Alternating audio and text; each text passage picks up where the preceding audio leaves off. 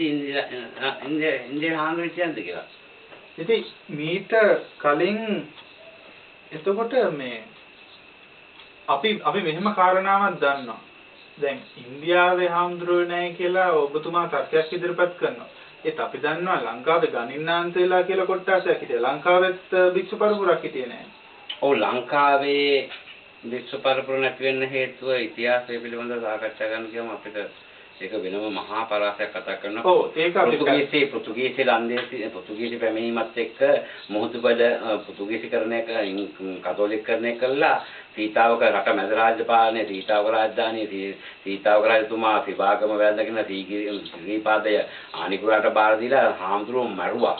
හාමුදුරුවෝ දානි දුන්නේ නැහැ. පගෝදි 10ක් දැල්ල ගැහුවා. ඒතකොට හාමුදුරුවෝ වනගත වෙලා පන්සල් බලා ගන්න බැරුව ඒවැ හේන් හදාගෙන නූලක් බැඳගෙන හිටියා. ඊට පස්සේ අසරණ කරන ශ්‍රී සංඝරාජ හාමුදුරුවෝ තමයි නැවත මේ පටන් ගත්තේ. එතකොට එහෙම ඒ ඇහිල්ලා මහ විශාල ආක්‍රමණයක් වෙච්ච නිසා ලංකාවට. නමුත් ඉන්දියාවේ ඔය කිස්සු වර්ෂ 425 වෙනකොට ඉන්දියාවේ තුන් වහන්සේලා ඉඳලා තියෙනවා බුද්ධඝෝෂ හාමුදුරුවෝ ඉඳලා තියෙනවා. ඇහිලා ලංකාවේ නැවත ත්‍රිපිටකය ලිව්වා, නැවත අටුවා ලිව්වා, මේ කොහොම ලිව්වා කියලා පොත්පත්වල සඳහන් වෙනවා.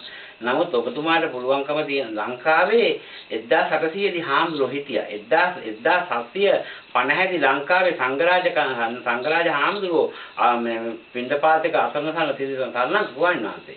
එතකොට ඔබ ලංකාවේ ගුවන් වහන්සේලා ඒ වෙනකොට 17000ක් විතර ලංකාවේ ඉන්නවා 1765 වෙනකොට.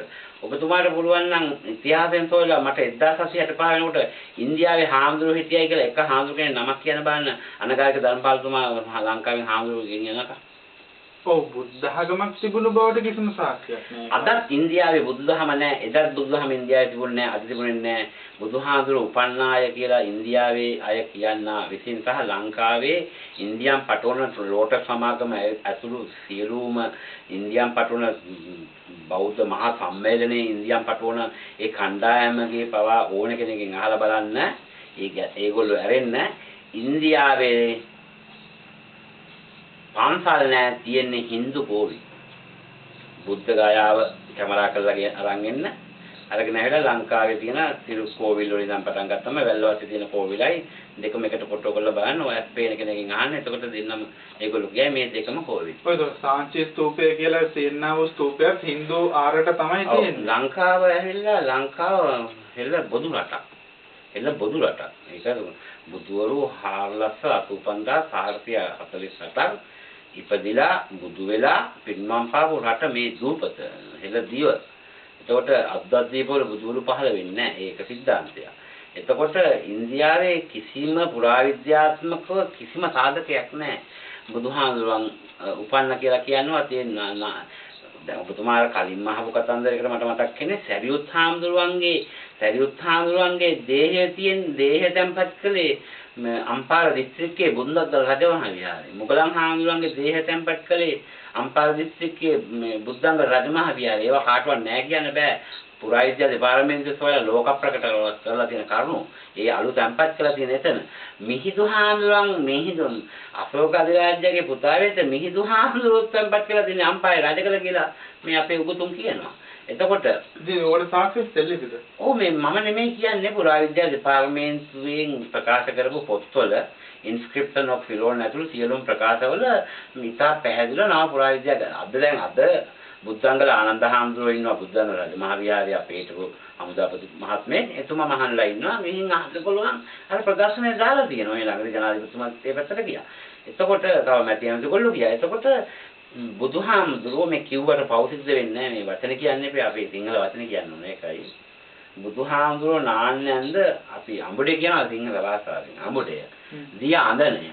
දිය අඳනේ සිට සිද්ධාර්ථ කුමාරයා කොණ්ඩ කපපු කේසත් ඡේදනය කරපු කඩුවේ ඉඳලා මේ අවසාන කේස ධාතුවේ සිට පොළොවට අඩිය තියෙන පාදයේ නියපොත්ත දක්වා වම් නියපොත්ත දකුණු නියපොත්ත කියන්නේ නකා කියලා මේ බුදුහාමුදුරන්ගේ සියලුම ශරීරයේ තියෙන සියලුම ධාතුන් වහන්සේලා තියෙන්නේ මේ ලෝකේ ලංකාවේම පමණයි. ඒවා කිසි කෙනෙකුට නැහැ කියන්න බෑ. ඕන කෙනෙකුට මාත ඒ ස්ථාන මොකද ඒවා මේ ලංකාවේ පිරිත් පොතේ ලියවිලා තියෙනවා. බොහොම පැහැදිලි. නකා වෙහෙර සිළුමිනිසෑය සලුමිනිසෑය කියන ලංකාවේ.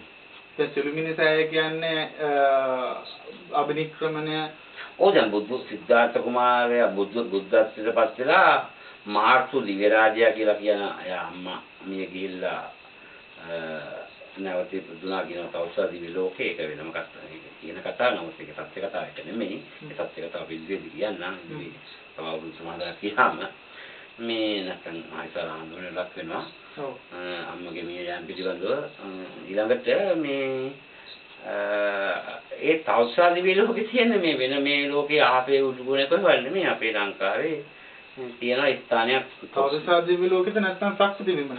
සක්විති විමන කියන්නේ ඉතින් සැක්‍රවියෝගේ පරිපූර්ණාසනේ තියෙන තැනනේ ඉතින්. සක්විති විමන කියන්නේ ඉතින් විමන වන්‍යාන විමන ආසන. එතකොට මේ තොප්පිකලා අපි කියන්නේ දැන් බැලන්ස් කැප් කියලා ඉංග්‍රීසි කාරණා නම් දැන් මෙතන ඒක පැහැදිලිව තියෙනවා මේ එහෙ ජනප්‍රවාදයේ සංකේතපත කවිපල තියෙනවා තවුසා දිව්‍ය ලෝකේ මේ එහෙ කියලා. ඉතින් එතන තියෙනවානේ සිළුමිනිසෑයයි සලුමිනිසෑයයි මම ඔබතුමාට වෙන්නම් පිරිත් පොතෙන් ඉතල තියෙනවායි කියලා. පොළොන්නරු දිස්ත්‍රික්කයේ අර්ලගන්විල පොලිස් බල ප්‍රදේශයට අයිතිව අද සලුමිනිසෑය සහ සිළුමිනිසෑය තියෙනවා. නමුත් වෙන ලෝකේ වෙන කිසිම තැනක නැහැ. වෙන ලෝකෙක තියෙනවා කියලා මම දන්නේ. මම ඒ ලෝල්ට මම ගිහිල්ලා නැහැ තවසා. වෙන ලෝකයකට ගගනගාමින් කවුද නීල් ආම්ස්ට්‍රෝන් ගියා වගේ මම ගිහිල්ලා නැහැ. හැබැයි එහෙම ගියා නම් මට ඒක බලා ගන්න පුළුවන්. නමුත් මම පිරිත් පොත කියන එක පිළිගන්නවනේ ඔබතුමා.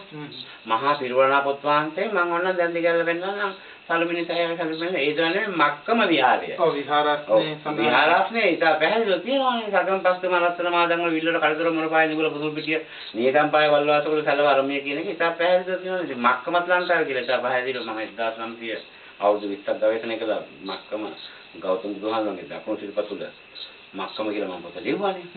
එතකොට ඒක විශ්වවිද්‍යාලවල ලංකාවේ තියෙන විශ්වවිද්‍යාල මහාචාර්ය සහභාගී වෙලා මූලාශ්‍ර අරගෙන පෙරවදන් දීලා පසුවදන් දීලා සෑම ලංකාවේ සෑම විශ්වවිද්‍යාලයකම දාලා ආණ්ඩුවට රුපියල් 50000ක පොත් ගත්තා පුස්තකාල ප්‍රලේඛනේ. එතකොට වාදයක් නෑ. අපිට අර අධිකරණයේ තියෙන මැකානගරේ පිළිබඳව අපිට වාද විවාදයක් නෑ. ඒකේ තියෙනවා. ගෞතම බුදුහාමුදුරන්ගේ වංශිකපතුල සම්මලකාන්ත මුතුනේ තිබ්බයි කිව්වා නම් දකුණක් තියෙන්නේ බෑ. දකුණ තියපු දකුණු බලාලා මහමෙල එල්ලේයා වැටුණු තලිය තලි තුනකට පල්ලේයා. ඉතුරු බුදු සිරින් මහමෙල සෙල්ලේයා දකුණු බුදු සිරිපතුල මක්කම වැල්ලේයා කියලා. තියෙනවා. එතකොට ඒකක් තියෙනවා. එතකොට එතෙන් මම තත්පරයක් දෙන්න. එතකොට මේ බුදුහාමුදුරන්ට සම්බන්ධ සියලුම දේවල් තියෙන ලංකාවේ ඔබතුමා දන්නේ නැතුවට මට කරන්න දෙයක් නැහැ. අපි උතුම් දන්නේ නැතුවට සිද්ධාර්ථ කුමාරයා කොණ්ඩේකවම කඩුව තැන්පත් කළා තමයි බුදුහාමුදුරුවෝ කාලේ ජීවමානව හිටපු මහා සේන රජු කතරගම කිරිවෙහෙර හදන්නේ. මහා සේන රජතුමා. හැබැයි ඔය අද තියෙන අපේ මේ සෝරත හාමුදුරුවෝ ඉන්න කිරිවෙහෙර නෙමෙයි හැබැයි. එතන වාද විවාදයක් මගේ දැන් අලුම මත මම මේ සුමානේ ඉල්ලුවා ලංකාවේ ඓතිහාසික විහාරයන් දෙකක් තියෙන බව දන්නවාද කියලා. ඒකදී මම ප්‍රශ්න කරනවා කිරිවෙහෙර ඕක නෙමෙයි. නාගදීපය ඕක නෙමෙයි. දීඝවාපිය ඕක නෙමෙයි. ලංකාවේ තියෙනම විහාරස්ථාන දෙකක් තියෙනවා. ඉතින් මේක උනේ කොහොමදයි?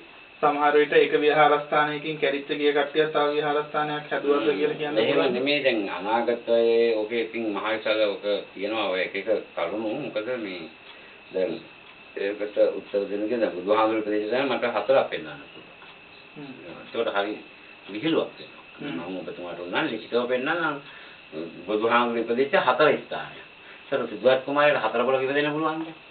ඒ කියන්නේ මේක අපිට පේනවා යම්කිසි අවස්ථාවක මේක මේ කියන්නේ ලංකාවේ සත්‍ය ඉතිහාසය කියන තැනයි අතරමැදියන් විසින් නිර්මාණය කරපු ඉතිහාසය කියන තැනයි දෝලණය වෙච්ච ගත්කතුරුන් කීප දෙනෙක් නෑ. අද ඒක ඉතා පැහැදිලිව අද මේ වාද විවාද කරන්න දෙයක් නෙමෙයි. දැන් ඕනම කෙනෙකුට මේ දැන් වෙබ් අඩවියකට පිවිතුනොත් අන්තර්ජාලයට පිවිතුනොත් ඔරිස්සා ප්‍රාන්තයේ ප්‍රධාන ලේකම් මේ දැන් ඉන්න ප්‍රධාන ලේකම් අජිත් කුමාර් ත්‍රිපති කියන ඒ මහත්මයා ලියලා තියෙනවා ඉන්ටර්නෙට් එකේ තියෙනවා පිටු 8මාරක වගේ මහා විශාල ලේඛනයක්.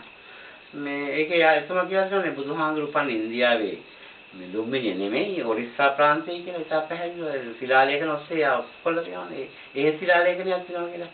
එතකොට අපෝක අධිරාජ්‍ය ලුම්බිනි සිද්ධාර්ථ කුමාරයා උපන්නයි කියලා ලේඛනයක් තියෙනවා. එතකොට ඔරිස් ඉතින් තව හැතැම්ම 300ක් දුරින් තියෙන ඔරිස්සාවේ මම හරියටම දන්නේ නැහැ කිලෝමීටර් ගානක් වැරදුන්න පුළුවන්. ඒ තියෙන ඔරිස්සා ප්‍රාන්තයේ මම මේ සිටියම බලලා ඉතිවේ ඒ ප්‍රමාණය නම් තව හැතැම්ම 400ක් කියමුකෝ අපි. ඒ උපන්න කියලා කෙලින්ම මම දැන් පෙන්නන්නේ මම අර මගේ නෙත දුර්දේ පොත කියන පොතේ මම ඒක ලේඛන ඉදිරිපත් කළා. ඒකට ඉන්ටර්නෙට් එකේ දැන් පිවිසුම බලන්න පුළුවන් අජිත් කුමාර් ත්‍රිපති කෙලින්ම ලියලා තියෙනවා එහෙ උපන්න කියලා. එතකොට ලංකාවේ මත දෙකක් තියෙනවානේ බුදුහාමුදුරු දෙපළ ස්ථාන දෙකක් උපන්නා කියලා මත තියෙනවා. ඒ කියන්නේ ලංකාවේ ස්ථාන දෙකක් පිළිබඳව විවිධායක මත තියෙනවා. දැන් මෙහෙමයි. එතකොට දැන් එහෙම වුණොත් 4 5ක් වෙනවනේ. එහෙම වෙන්න බෑ. එහෙම වෙන්න බෑ. නමුත් මේ මම පරිශන මට්ටමේ සොයාගත්ත දෙයක් තමයි ඒක ගිහින් පෙන්වන්න පුළුවන් ප්‍රායෝගිකව ඕනම කෙනෙක්ව මේ ලංකාවේ ඒ ඓතිහාසික පුරා භූමි පුරා විද්‍යාත්මක වටිනාකමක් තියෙන නට්ටාවශේෂ තියෙන භූමි දෙකක් තියෙනවා. ඉතින් මෙහෙම නාගදීප දෙකක් තියෙනවා. එකක් තියෙනවා යාපනයේ නාගදීපය අනික එක පැහැදිලිව මයංගනේ. ඒකට මයංගනේ නාගදීප ව්‍යාපාරය කියලා මහ විශාල ප්‍රොජෙක්ට් එකක් තියෙනවා. අක්කර ලක්ෂ එක වගේ ප්‍රදේශයක ආන්දා උපතිලං ඌරණිය රිදිමාලිය දක්වා රිදුරු දිස්ත්‍රික්කයේ රිදිමාලිය ප්‍රාදේශීය ලේකම් කොට්ටාසේ. එතකොට ඒ තියෙනවා. එතකොට දෙකක් තියෙනවා. එතකොට මියුගුණ වෙහෙරවල් දෙකක් තියෙනවා. කැලණි දෙකක් තියෙනවා. දීඝවාපි දෙකක් තියෙනවා. ඔය විදිහට ඔක්කොම දෙක තියෙනවා. එතකොට දෙකක් වෙන්න හේතුව මොකද? දැන් මම ඔබතුමාට තව පොඩි දැන් තව අවුරුදු 200ක් ගියොත් කවුරක්වත් දන්නේ නැතුව මේ වැහිලා ගියොත් ඉතිහාසයේ අපේ ලංකාවේ අය මිනිස්සුන්ට කියන්න පුළුවන් අන්න බලන්න මේ බුද්ධ ගයාව තියෙන්නේ මහවැලි ගඟයිනේ වේර නුවර හරහා 18 වංගු වලින් ගිහලා හතරක බහැරෙලා මේ මයංගනේ නගරයට ඇතුල් වෙනකොටම පාලම ගාව තියෙන්නේ අන්න මේ බුද්ධ ගයාව කියලා කියන්න පුළුවන්. මොකද හේතුව මේට අවුරුදු මේ 20කට වගේ උඩ ලංකාවේ හිටපු ජනාධිපතිතුමා බුද්ධ ගයාව ප්‍රතිනිර්මාණයක් කරා. එහෙමද? කරානේ මේ ගම්මුදාවට. ඔව් ඒ කියන්නේ ඔව් එහෙම දේවල් වෙන්න පුළුවන්. යම් කෙනෙක් දැන් අපේ පුංචි දඹදිව කියලා රත්නපුර ඔව් අපේ හාමුදුරුවෝ හදාගෙන තියෙනවා තැන. ඔව්. දැන් දිවා ගුහාවල් තියෙනනේ 8ක් විතර දැන්. ඔව් එතකොට දැන් මෙහෙම ප්‍රශ්නයක් ඇති වෙනවා ජයරත්න මහත්තයා. දැන් ඔබතුමා කලින් කිව්වා ගෞතම බුදු පියාණන් වහන්සේගේ ශාරීරික ධාතුන් සියල්ලම ලංකාවේ තිබ්බයි කියලා. ඒක බොහොම පැහැදිලි. දුටුගැමුණු යුගයේදී ශාරීරික ධාතුන් වහන්සේලා ද්‍රෝණයක් ප්‍රමණ සියල්ල මේ එක තැනකට රුවන්වැලි සෑයට ගෙන්නුවයි කියලා මහා පෙරහැරින් මේක ලොකු යුද්ධයක්සේ හැම ප්‍රදේශයක්ම හැම ප්‍රදේශයකම රජවරු 10 දෙනාම එක්කහු කරගෙන මේ ධාතුන් වහන්සේලා රුවන්වැලි සෑයට වැඩෙමුවා කියලා කතන්දරයක් තියෙනවා. එතකොට ඒයින් පැහැදිලි ගෞතම බුදු පියාණන් වහන්සේලාගේ ධාතුත් මෙහි තියෙනවා. ගෞතම බුදු පියාණන් වහන්සේලා කතා කරපු භාෂාවක් මෙහි තියෙනවා. ගෞතම බුදු පියාණන් වහන්සේලා නමින් සෙල්ලිපි 18ක් දැන්ට හොයාගෙන තියෙන 18යි තව හොයාගෙන තියෙන සෙල්ලිපි මේ ඔක්කොම තියෙනකොට එතකොට දැන් පාඨකෙක් හැටියට ශ්‍රාවකෙක් හැටියට ඔබතුමාගේ මට දැන් හිතෙනවා ඔව් බොහොම පැහැදිලි ගෞතම බුදු පියාණන් වහන්සේ මෙහි හිටියයි කියලා. එතකොට මම දන්නේ ඉපදුනේ මෙහි බුදුනේ මෙහි පිටිමන් පැවේ මෙහි කියලා තාම මට ඔබතුමාගෙන් සාක්ෂි ඉදිරිපත් උනේ නැහැ. ඔබතුමා කියනවා ඒව තාම හොයාගන්න බෑ. ඒවත් ප්‍රශ්න සහගත තැන් තියෙන හැම ස්ථානයක්ම දෙක වගේ පවතින තත්වයන් තියෙනවායි කියලා. සමහර විට ඒව කවදාවත් හෝ දැන්ට මේ පවතින කාලයට එළි වෙන්න තිබෙන කාරණා නොවෙන්නත් පුළුවන්. හැබැයි දැන් මෙහෙම තත්ත්වයක් ඇති වෙනවා.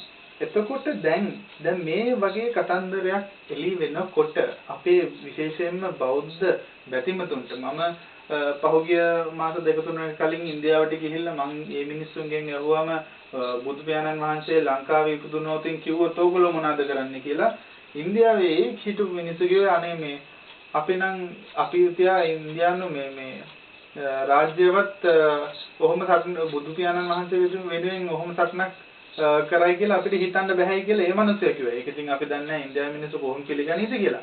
නමුත් අපි ඉන්දියානු මිනිස්සුන්ගේ සිතුවිලි පැත්තක දාමුකෝ. මෙතන බෞද්ධයෝ කියලා පිරිසක් ඉන්නවා. දැන් බෞද්ධයන්ගෙන් සෑහෙන පිරිසක් ශ්‍රද්ධාවක් ඇතුව දඹදිව වන්දනා කරගෙන ඇවිල්ලා තියෙනවා. දඹදිව වන්දනා කියන්නේ ඉන්දියානු වන්දනා කරගෙන ඇවිල්ලා තියෙනවා. දැන් මේ අසරණ දැන් මෙහෙව මතයක් ඉදිරිපත් වෙද්දී අපේ අසරණ වෙන බෞද්ධ ශ්‍රද්ධාවන්තයන්ට ඔබතුමා දෙන පණිවිඩය මොකක්ද? දැන් මෙතන ඕකට පණිවිඩය මෙහෙකයි. දැන් අපි දන්නම නංගන්ට කියන්න පුළුවන් ගැටලුවක් නැහැ. සාමාන්‍ය මාධ්‍යවලින් නංගන් කියන තහනම් නමුත් මම කියන්නම් අපේ ලංකාවේ ජනප්‍රිය ප්‍රසිද්ධ බලමිටියාවේ සමා වෙන්න මේ කැලණි විශ්වවිද්‍යාලයේ කුලපති විද්‍යාලංකාර පිරිවෙන පරිවිනාධිපති පුරම් පළාතේ ප්‍රධාන සංඝනායක වැලමිටියයි කුසල ධම්ම නායක ආමරංගේ ගෝලයක් වෙච්ච ගෝලයක් යාලි ගෝලේ දැන් ලියලා තියෙනවා බුදුහාමුදුරු ලංකාව පලන කියලා පොත් 13ක්. උන්වහන්සේ ඉන්නේ එයාපෝට් එකට පිටිපස්සේ මිනුවන්ගොඩ ඕපාත කියන ගමේ මොකලංගමේ පඤ්ඤානන්ද හාමුදුරුවෝ කියන හාමුදුරුවෝ දැන්ට පොත් 13ක් ලියලා බෙංගමුවේ නාලක හාමුදුරුවෝ හරහා ජනාධිපතිතුමාට පවයි පොත් දීලා තියෙනවා. ඒකට ඒ උත්සවයට මම සහභාගී වෙලා තියෙනවා. මම දේශන දීලා තියෙනවා වෙලමිටියයි කුසල ධම්ම හාමුදුරුවෝ ඉදිරියට. ඊළඟට පාදුක පැත්තේ අපේ ස්වාමීන් වහන්සේ නමක් ඉන්නවා රත්නපුර පැත්තේ ඉඳලා ඇවිල්ලා මේ මීමන් පරාර්ථ ධම්මලංකාර කියලා අපෝපම් මේ හෙළදීම බුදුන් පංජම්බුද්දීපය කියලා පොතක් ලියලා ඒකේ පොත 20 අපිට දැන් ගහලා රටපුරා බෙදා හැරලා තියෙනවා. ඊට අමතරව ඒකේ දෙවෙනි පොතක් දැන් වෙයි තියෙනවා. ඊට පස්සේ තාතු ආයනාගේ දැන් 4 නවම ලංකාවේ බුදුහාමුදුරු පන්නා කියලා ලියනවා. මට මේ ගිය සුමානේ අපේ හිතවත් මාධ්‍යමාත්මේ අස්තිනායක හාමුදුරුවෝ හම්බෙච්ච වෙලාවේ අස්තිනායක හාමුදුරුවෝ කියලා තියෙනවා බුදුහාමුදුරු ලංකාවේ පන්නා කිව්වා නම් ඒ පොත බැලුවා අපි. හරි සතුටුයි. කොච්චරගේද කියලා තියෙනවා. නමුත් මාධ්‍යම උන්වහන්සේ ඉස්තාම කිව්වේ නැහැ. එතකොට අපිට දැන් තියෙන ප්‍රශ්නේ මේකයි ඉන්දියාවේ මේ කිසි ගැටලුවක් වෙන්නේ නැහැ. මොකද ඉන්දියාවේ බෞද්ධයෝ නැහැ එක්කෙනෙක්වත්. ඉන්දියාවේ බෞද්ධයෝ කලේ කවුද කියන එක ඉතිහාසය පිළිබඳව අවුරුදු 50ක ඉතිහාසය දන්නවා අපිට අවුරුදු 2500ක ඉතිහාසය කතා කරනෝනේ මේ අවුරුදු 60ක ඉතිහාසය තුළ ඉන්දියාවේ අන්තිම බාලම තත්ත්වයේ හිටපු ඒ අපිට ඒක මිනිසුන්ට මම අගෞරව කරන්න කැමති නැහැ බුදුදහම පිළිබඳව තීරණ කුලපිටින් කරකන්නේ නැහැ.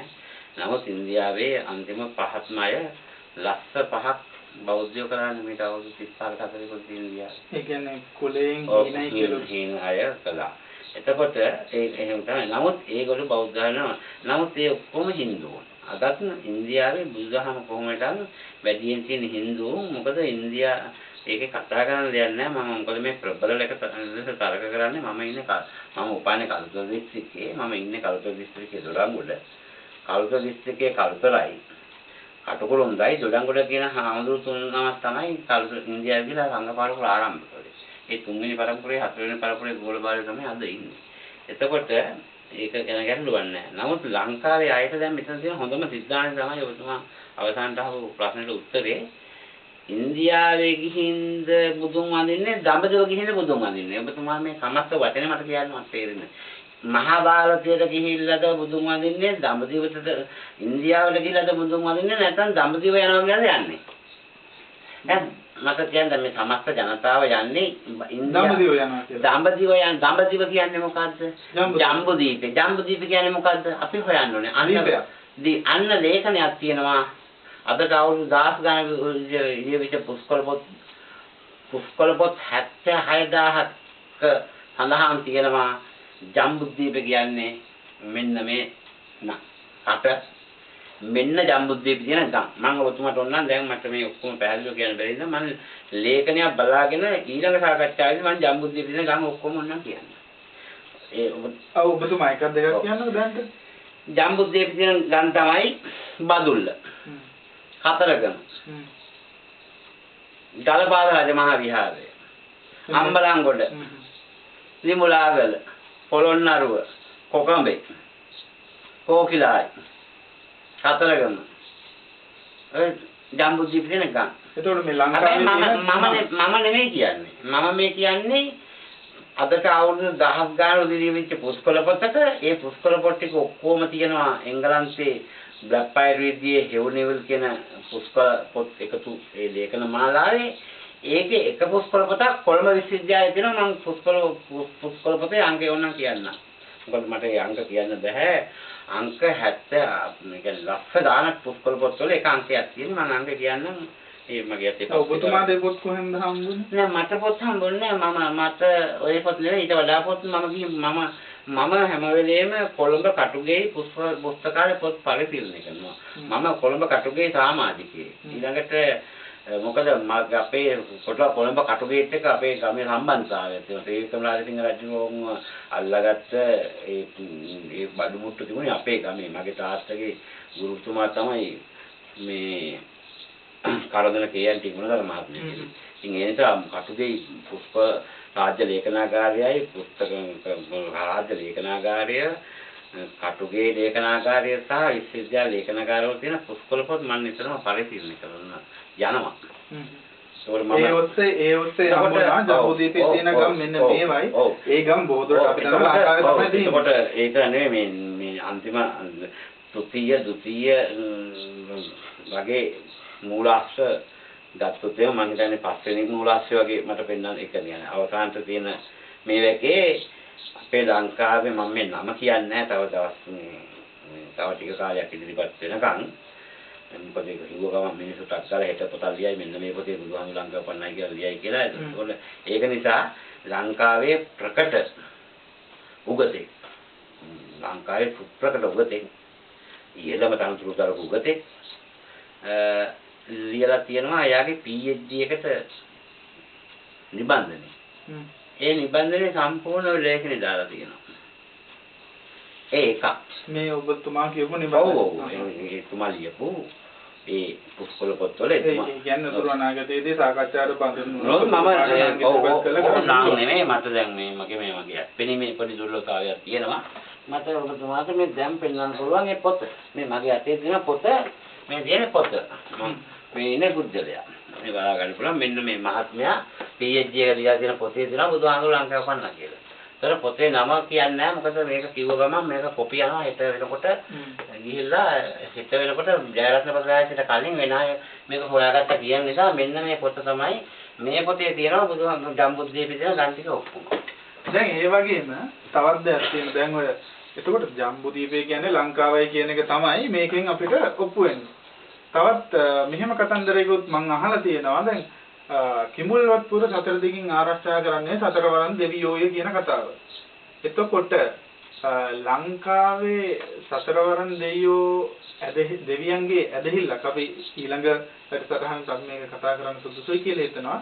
මම මෙතනින් මේ වැඩසටහන සමස්ත කරන්න මේ කතන්දරය කියලා මේක තමයි දතරට්ට විරෝධ විරූපාක්ක වෛශ්‍රවණ දතරට්ට විරෝධ විරූපාක්ක වෛශ්‍රවණ කියනා වූ මේ සතරවරන් දෙවියන් කිඹුල්වත්පුර ආරක්ෂා කරනවායි කියලා අපේ සූත්‍ර දේශනාවල සඳහන් වෙනවා. අටානාතිය සූත්‍රය, දේවදහ සූත්‍රය, ඉතිගිලි සූත්‍රය ආදී වූ මහා සමය සූත්‍රය ආදී වූ මේ මහා පිරුවණා පොත් වහන්සේගේ පොත්වල සඳහන් වෙනවා.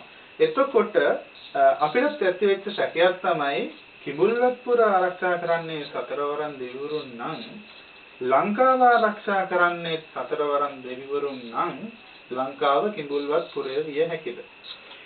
කලින්ම කිඹුල්වත්පුරයට කලින් කතා කරන්න ඕනේ ප්‍රශ්නේ තමයි මේ සතරවරන් දෙවියෝ කියන්නේ කවුද කියලා. සතරවරන් දෙවියෝ කියලා જાතියක් ආවේ ළඟදී. සතරවරන් දෙවියෝ නෙමෙයි මේගොල්ලන්ගේ නම සිව් මහ රජවරු. ලංකාවේ දැන් ඉන්න මම කියනවා නේ දැන් කාලය ඊළඟට අපි ලංකාවේ අන්තිම රජු දෙවියෝ කවුද කියලා අහුව මට උත්තර දෙන්න පුළුවන්. අදට අවුරුදු 105කට උඩදී ඕරුපැද්ද තොටියෙත් තමයි පුංචිසිංහෝ ලංකාවේ අන්තිම දෙවියෝ. ඒ මිනිසා විසින් කරන්නා වූ සේවය අගය කරලා ඒගොල්ලන්ම දේවත්වයට පත් වෙනවා. එතකොට උතුරු දිශාවට උතුර ලංකාවේ උතුර කොහෙද කියලා මම දන්නේ නැහැ. ඒක විද්‍යාත්මක හොයාගෙන මුතුන් එක සාකච්ඡා කරන්න ඕනේ. උතුර යුද්ධයක් වුණාද නැද්ද කියලා. එතකොට උතුර කොහෙද කියලා දැනගන්න පුළුවන් නේ. උතුරට අධිපති තමයි වෙසමුණි. උතුරු දිග දිපති වෙසමුණි. ඔව් එතකොට ඔබතුමා කියන්නේ පැහැදිලි. ඒ කියන්නේ දතරට ඉරුඩ ඉරුපාස වෛශ්‍ය වෙසමුණි රජුරෝ තමයි උතුරට අධිපති. උතුර ලංකාවේ කොහෙද කියන එක මම කිව්වොත් වරදින්න පුළුවන් ඉතින් අපි ඒක පාට කියලා දාන්න ඕනේ. උතුර කියන්නේ යාපනයේද කියලා. එහෙනම් යාපනයේ අධිපති රජුරෝ තමයි වෙසමුණි. වෙසමුණි රජතුමාව අද වෙසමුණි දේශෝ කියලා කළා. වෙසමුණි ඔව් ඒ කියන්නේ බුද්ධ කාලේ හැබැයි කුජලිකව මම කිසි තැනක දැකලා නැහැ. මට එහෙම මම දැකලා නැති මම කියන්නේ වෙසමුණි දෙයියෝ කියලා කෙනෙක් දැකලා නැහැ මම. වෙසමුණි රජුරෝ ඉන්නවා. බුදුහාමුදුරුත් එක්ක සමතේ ඉඳගෙන බණ අහපු වෙසමුණි රජුරෝ පිළිබඳව අභිවාදන සීලිස්ස නිත්‍යං වද්දා පචායිනෝ තත්තාරෝ ධම්මා වඩ්ඩන්ති ආයවන සුකම් බලං කියන ගාථාවේ නිදාන කතාවේ අපිට වෙසමුණි රජුරෝ හම්බ වෙනවා. ඔව් එතකොට අපි ඊළඟ සාකච්ඡාවේදී මම හිතන්නේ මේක දීර්ඝ වශයෙන් සාකච්ඡා කරන්න පුළුවන් මේ සතරවරන් දෙවියෝ සංකල්පයයි ගෞතම බුදු පියාණන් වහන්සේගේ සමකාලීන මහ රජවරු 4 දෙනයි. අපි අහලා තිනවා 12 මහා ජනපද ප්‍රධාන රාජ්‍ය 4කට බෙදලා තිබ්බයි කියලා ওই 12 මහා ජනපද විග්‍රහයේදී.